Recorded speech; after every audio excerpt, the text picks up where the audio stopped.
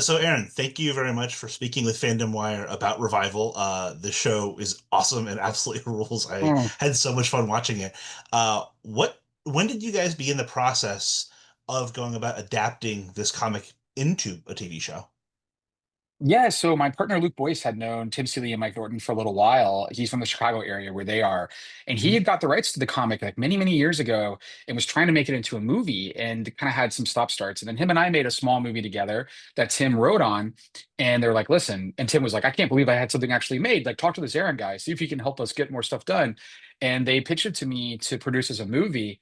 And I had read Hack Slash, but had not read Revival, but I knew of Revival. And I read that first issue, man, and I was completely hooked. I was like, oh my goodness, like this is so fun. And it feels like a pilot. I was like, but this isn't a TV show. Like this feels like a pilot. And so it looks like, well, we explored that a little bit, but hadn't, fully gone. And I was like, this is what I want to do. I want to not just produce this. I'm so attached to this material. I think there's very timely. I think there's a lot of interesting things to say, and the tone is so my vibe. Like our motto is horror with heart in my company, and it's like Yeah. so weird and quirky, and I'm like I'm so into it. And so I was like, but I want to make this thing. Like I want to create it with you. Let's partner and let's just go on this journey. And yeah, and then I was able to sell it, which is nuts. And here I am getting to talk to wonderful people like yourself. And yeah, I'm over the moon. Yeah. Well, and I love your two films, both of the Scare Package features. They're so much fun and have so Oh, much heart, cool. like you said. And one of the things that I think is more difficult for people to understand is that making a movie and designing the visual aesthetics is very different than when you're a showrunner and producer and overseeing the whole project. So, kind of tell us about how you go about making the visual aesthetic for Revival, versus how it compares when you do it for a movie. Yeah, yeah. I mean, look, well, the first thing I would say, not necessarily just in the visual aesthetic, but it's like the fact that you can take the time to develop your characters is so Hmm. much fun. Like, we can have things where we would talk about in the writer's room, like, oh, this, we can talk about this in episode one, and this can pay off in episode four, five, six, seven. Like, Hmm. I don't have to squeeze this one, here's the one scene of backstory, and the only thing I could do in the movie in this little Yeah. moment, and you can seed things out. And that just was so fulfilling, creatively fulfilling. So that was really fun. And what we love is, I love to like rewatch things. I'm one of those people that's I'm a pure cinephile in every way, and I rewatch movies and rewatch shows. And I'm like, okay, Hmm. I want rewatchability. I want to be able to, Yeah. once you get to something, you'll be able to rewatch a scene and not realize that that scene also meant this, or also was doing these things, or these conversations had a double meaning and all that, which was really, really fun. So, all that was really great to kind of deal in. But then, you have a comic that has amazing visuals. The art is so, so, so cool. And so we wanted to like, as from a look, we wanted to go cinematic with it though. As far as Hmm. this, we wanted to feel the landscape. We went with a little bit of like a wider aspect ratio, but we literally had to ask Syfy and NBC to allow us. They've never allowed the aspect ratio we had or the lenses that we use. They've never allowed a show to use them. It's funny, the first time they saw the first episode, and they're like, "Oh, there's all these like weird aberrations, and are those always there?" And I'm like, "Yeah, man, that's the lenses. We showed you the test." And they're like, "He's like, well, it worked for Shogun, And I'm like, "Okay, yeah, but that's what we were aspiring to be. Like I'm put the dollars on the screen. Like if I'm gonna fail big. Like I'm not gonna Hmm. fail safe. We're gonna go for it." And yeah, I mean, it's definitely hard, but a lot of fun and challenging. And but also when you're a producer as much as I've been, and not just a writer director, it Hmm. really helps you with the management and like the duality of Makes like sense. you're managing so many people as a showrunner. You have to be that side so much, and then also the creative side. So I finally got to use both sides of my brain, and push me to the absolute limits. But was worth it. Was worth every second of it. Well, it immediately jumps out as being so visually unique, even within the sci-fi or really just universal like canon. It is so cool in Hmm. that regard. Obviously, a big part of the show is not only experiencing what this town is going through, but also specifically the Cypress family. Kind of tell us about how you balance those two things, because the internal dynamics of the Cypress family are unique and fun to explore, but you also have a crazy amount of events going on in the town as a whole. Well, I think that's the beauty of genre, right? In that Yeah. you can have this like it's a family story. I mean, this is a family story about a broken family. I mean, when we talked about the main questions of revival, right? There's like what caused revival day, who murdered someone, and what's in the woods, and things like that. What are Mhm. these sounds? There's these things. But another one was, is the Cypress family going to heal? well, they come together. Like, and that was just as much of a driver as what caused Revival Day, for Mhm. us. So but it allows you to kind of have this like through line where you're focusing on the family, but then you also have like completely insane shit going on the other side that can be thrown in, and it adds a dynamic because everybody can connect with family, and it's just someone's in danger. What that danger is, can change and be crazy and all these things. But if you really care about the family and you have that focus, it gives you that balance. And that's what's so great about genre and why I love making horror, thriller, sci-fi projects. So, but the show is about the Cypress family. I mean, that's Yeah. through and through. I mean, it's a murder mystery where the person's still alive. Like that's really cool. The dead have come back to life. It's really cool. There's some really cool stuff and what that means with the dead coming back to life, and that's not a zombie show. But at the same time, it's really just about this family trying to figure themselves out, while in the midst of a murder mystery. And I think that's what's so powerful. I watched Mare of Easttown, and it's about Mare and her Yeah. her son who passed away. Like that's why the last moment of that show is her going up into the attic, right? It's not this murder being solved. It's her solving her internal trauma. And so as crazy as our show is and all the stuff that's there, we wanted to ground ourselves with stuff like that. We wanted to feel that emotion and lean into that melodrama at those right times. So it was a tough tone to balance, but I think was the right aspiration for us to have. Kind of tell me about the casting process where you guys got Melanie and Rami are so perfect to lead the show, Mm, but then you also have people like Stephen Ogg or CM Punk as yeah. outside instigators. Tell me about how Yeah. you chose to cast those roles.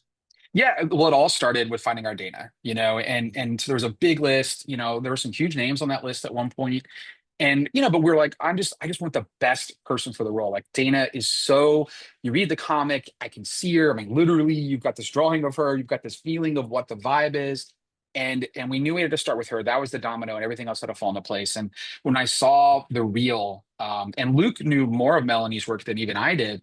And he's like, listen, I'm really excited about her. I was like, oh, I saw her in Ready or Not and Letterkenny and some other stuff. And like, I'd seen like an episode of Winona Earp, and she was really funny, but I didn't know much beyond that. And oh my God, when we saw her reel, we were like, just put freckles on this person. And this is Dana. Because not from like a look and feel, it's like her actual personality. Like we went to her Instagram and she's doing videos as if she's Dana Cypress. And I'm like, this is so funny. There's so much improv she could do. And she did. Some of the funniest lines in the show are just Mel being Mel, Yeah. so then it was like pair her. And we wanted a little bit more of an age gap for a couple storylines that we had in the show. So we were going a little bit younger, and it was like, how do we find someone for our, I almost said for our Romy, because I think of Romy Yeah. is our Martha, is our M Cypress. But we did a wide casting call. I mean, we saw hundreds and hundreds of people, to see who could fit. But Romy came in and she was someone that I wanted to protect immediately. Like I just kind of cared about. And I thought and there's a journey that this character is going, like a pretty crazy journey this character goes through. I was like, but it has to start with a place of empathy where you're going to like feel for them and then see where they have to end up. And so she just leapt off the page. And yeah, and then like even like Andy McQueen, who plays Yeah. he plays Ibrahim. I saw him on Mrs. Davis and stuff, and he just blew me away. And so we started to put these pieces together. David James Elliott, who plays Wayne, who is Wayne, like just his Yeah. real life is so much like that. He's so great. He's just a big teddy bear, but like it's so boisterous and loud. It's really funny. But I think when it came to like Stephen Ogg, I mean, I literally wrote a letter. And I was like, I didn't know Stephen. I didn't have any ties to him. We had a couple mutual friends, but like they're like, you kind of got to reach out. And I wrote a letter to his agent. I called him, his agent, his manager. I was like, listen, man, I wrote this part. I'm picturing him in this part. We're changing someone from the comic. It's really, really important to me. I need this. I just let me talk to him, And then he read my letter, was very taken by it, agreed to do a Zoom with me. And it was still like, you can't afford him because he's done a bunch of TV at this point. He's not going to come do small things for someone anymore, but he read the script and he really took to it, and we had Mhm. this like 2.5 hour Zoom, and he's like, look, Yeah. man, I want to work with you. And then now we've become dear friends, and I'll be so grateful for Steven for taking a chance on us and what he's become. And he really helped us shape the character from there too. Mhm. We had so many conversations about what is Blaine doing and where is he going. And then CM Punk was a fan of the comic. He's from Chicago, and so Phil was someone that when we were pitching the show, we said we might be able to get Phil Brooks, might be able to get CM Punk. And we didn't know for sure in timing, but oh my God, man, Mhm. like it was completely crazy because he had to be at Survivor Series and had like this this day, and we're like shooting until like 2 o'clock in the morning, and he has to get on a flight at like 4, and we keep going later and later, and it's like, and he's like, I can't miss this flight, like I cannot miss this flight. No. And we're like, oh my goodness. I mean, it was so stressful because his schedule is so Mhm. nuts. And but we worked it out. He's such a trooper. That guy did everything. And we may or may not, I don't know if you've gotten to episode 6 or not, but there's some moments with some actual Mhm. wrestling kind of that happened, No, which was a lot of fun. I not only have I gotten to that episode, but oh my God, I was so excited when it was going down. I was like, I can't believe they're doing this. Yeah, yeah, yeah. It's completely crazy. Completely crazy. One of the other big projects that your team is working on right now is Shelby Oaks is coming out later this year. Kind of tell us about how you think the how that process came about with Chris and your team stepped in to produce it early days. Yeah, yeah. I mean, look, Chris pitched me at I was drinking at a Fantastic Fest, and he's like, "Hey man, let's talk movies." And we just talked movies and we just hit it off, and Mhm. he pitched a different movie. And but I was like, "Man, I really like this script. This is just way too big. This is like like a $20 million movie. I don't think we can do this, but you're a very talented writer." And let's talk about making something small. And so we developed Shelby Oaks together, like over during COVID and everything for like 2 years, where we would jump on Zooms and talk out story and talk out everything. And it was just a really, really amazing place to be. And I'm so proud. We just got Neon came on board, and we played at Fantasia and played great. And then Neon comes on board and they're like, what else do you want to do? And we're like, are you kidding me? So they let us like reshoot some stuff and add some extra things to it, which is just Oh wow. phenomenal. Like, I Mhm. mean, it was like a blank check, and we're like, this is so, so crazy. So they've been such an amazing partner. I can't say what the release date is, but it is later this year. We have had it confirmed internally. Neon will announce that very soon. But yeah, it's extremely exciting. Chris absolutely killed it. It is a dark movie. I will say that. Right. It's definitely got hereditary vibes, and where it's going. But yeah, man, it's a rad movie. So proud of it. So proud of Chris. Love the partnership with Neon. That's just been a dream. And yeah, yeah, my paper sheet, we all put that one together, and extremely, extremely proud for that one to come out. Yeah, wide in theaters later this year. I'm so excited for it. It just seems 1000% up my alley. I wanted to be there at Fantasia last year. I couldn't, and now I'm regretting Oh it. man.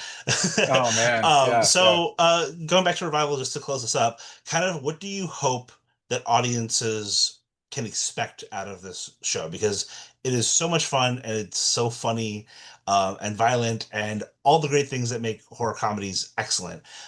What are you hoping the audience takes out of the film or show? Yeah, I mean, look, I just hope they can have an escape. Like, I think that it's hard there's so many things competing for someone's time. And all I will say is that I constantly, and Luke and I both talk about this all the time, it's like this has to be worth it to the audience. This can't just be a filler scene that's going to connect the dots. Like everything's going to come back around. Like and we're giving the audience the benefit of the doubt. This isn't meant to be a pandering show that's like dumbing something down. I mean, we had a lot of conversations where, maybe the network's like, no, this is too complicated or whatever's here. And I'm like, no, they're smart. I'm telling you, they'll get this. They'll understand. You can hold this information for a little longer because it's going to be that much more fulfilling.